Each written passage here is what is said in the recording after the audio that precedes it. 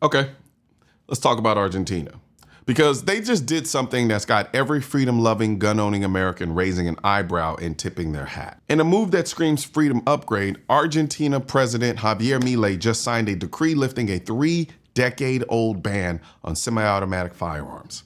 Yeah, that's right.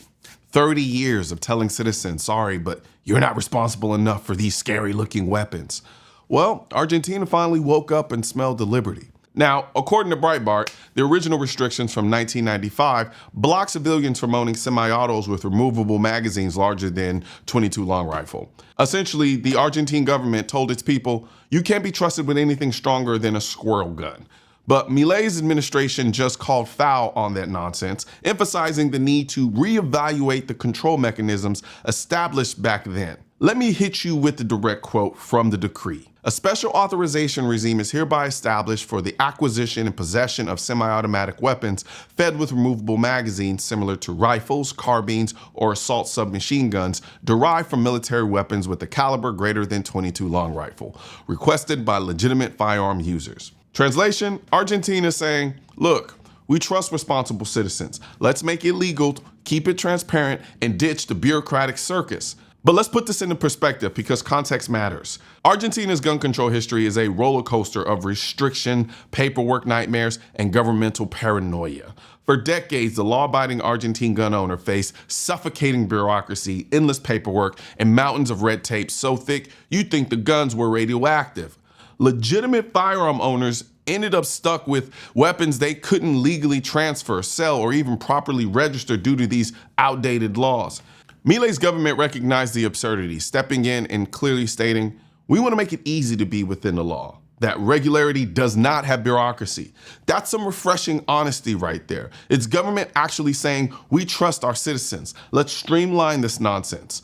Now, let's flip the lens and ask ourselves, why should we here in the US care about what Argentina's doing? Here's why.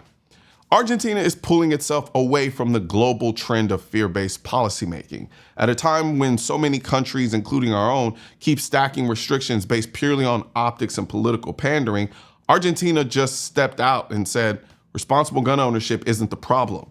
Think about it.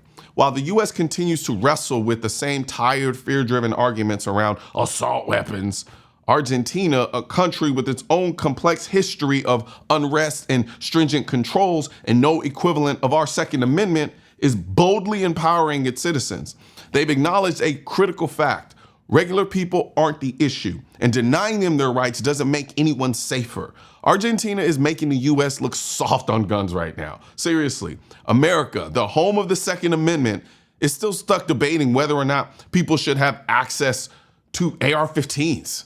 Seriously, America, the home of the Second Amendment, is still stuck debating whether or not people should have access to the very firearms Argentina just legalized. CTV News pointed out that President Milei, though previously cautious, has now firmly moved towards liberalizing gun laws, a bold shift reflecting trust rather than suspicion. And get this, the Argentine government even recently lowered the firearm ownership age from 21 to 18, recognizing the maturity and responsibility of young adults. So yeah, imagine that, treating adults like adults. Now, I'm not saying Argentina has instantly turned into a gun rights utopia.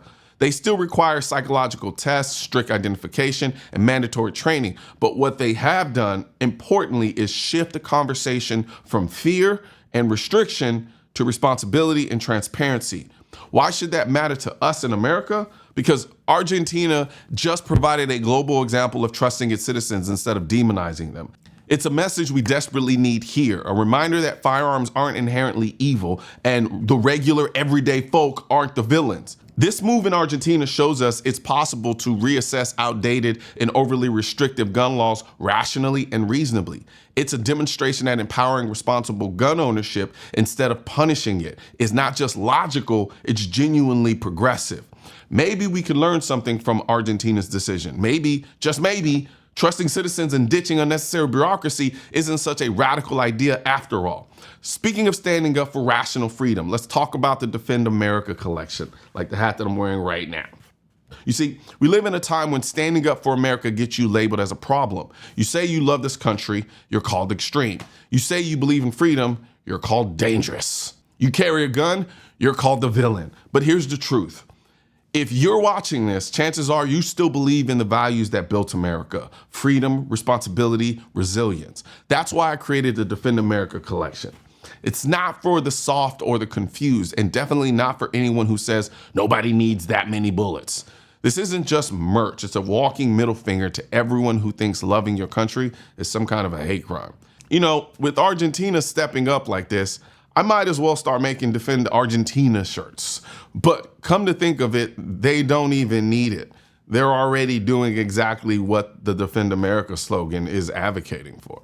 So check out the Defend America collection today and wear your beliefs boldly. So hats off to Argentina for having the guts to say no to irrational fear and yes to rational freedom.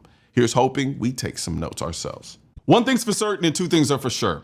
Politicians and tech giants don't want gun content to be recommended to you. And we're all fighting this culture war together. Now you can help do your part by liking, commenting, subscribing to the channel, but most importantly, sharing this video with at least one person. Together we can stop the suppression of our 2A rights. And don't forget to click the link in the description section of this video for the products that I mentioned in this video.